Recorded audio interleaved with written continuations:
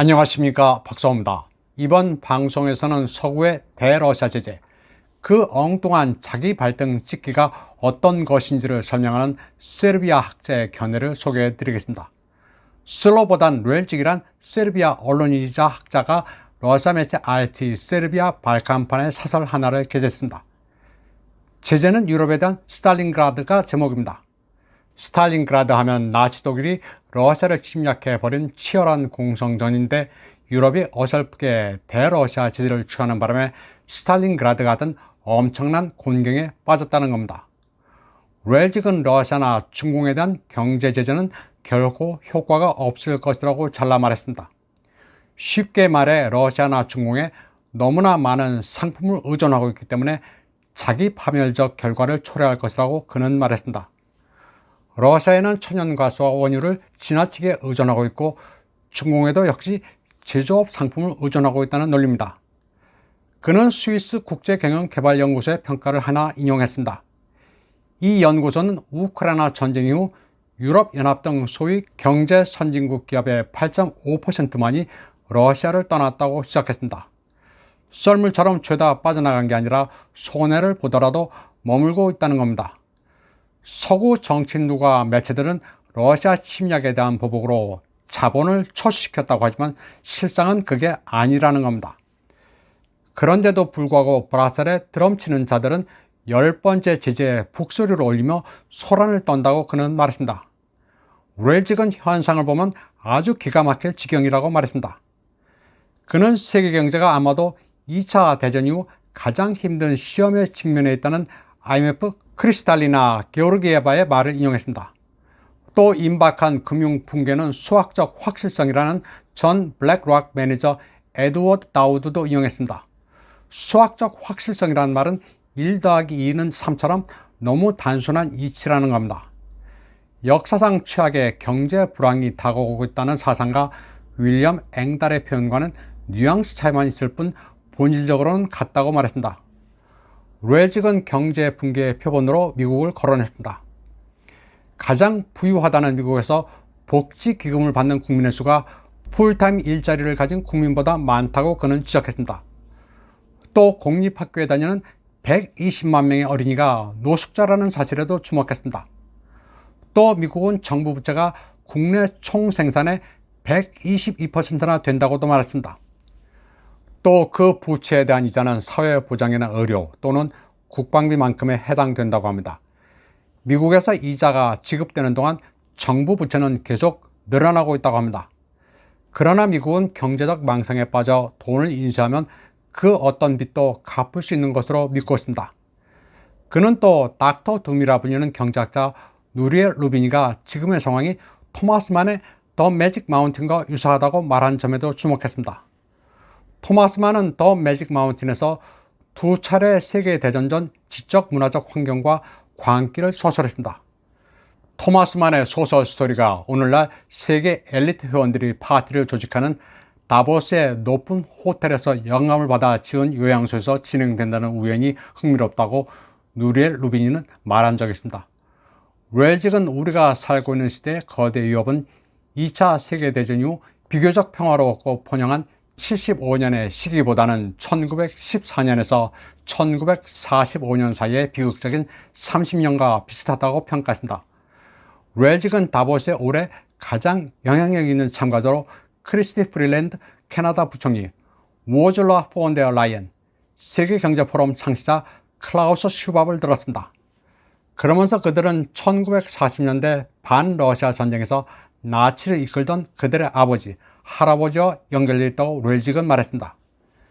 그는 또 클라우스 슈밥의 그레이트 리셋의 3가지 목표는 독립 주권 국가의 파괴, 돈에 대한 절대 통제권 확립, 사람을 컴퓨터에 연결해 모든 개인과 국가를 본부에서 해킹하는 트랜스 휴머니즘이라고 말했습니다. 렐직은 기고문에서 다시 서구 기업들이 러시아에서 철수하지 않는 이유를 설명합니다. 러시아는 전 세계 원자재의 60-70%를 차지하고 있기 때문에 떠날 수가 없다고 그는 말합니다. 그리고 유럽은 러시아가 가진 것이 필요하지만 러시아는 유럽이 없어도 자급자족으로 모든 것을 해결할 수 있다고 말했습니다. 렐직은 그러면서 총체적인 경제 재앙을 막기 위해 유럽은 우크라이나에서 손을 떼고 러시아 양보의 분쟁을 끝내는 동시에 자기 파괴적인 제재를 그만둬야 한다고 충고했습니다.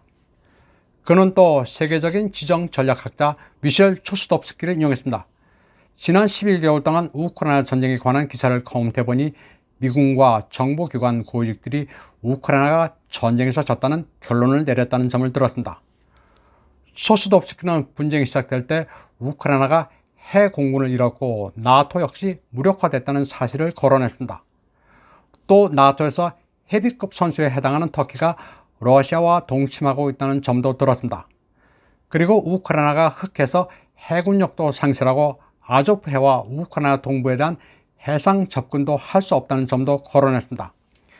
게다가 드니프로강 삼각주도 상실하는 바람에 곡물을 수출하는 경제적 희망도 이제는 없다고 진단했다.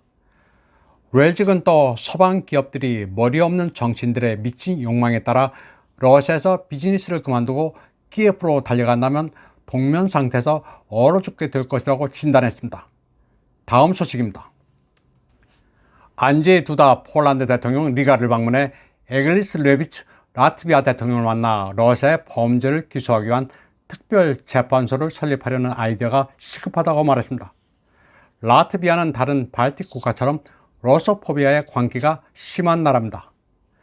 특별재판소는 라트비아 대통령이 제시한 건데 두다가 거기에 맞장구를 쳤습니다. 두다는 이 자리에서 젤렌스키와의 대화를 상기했습니다.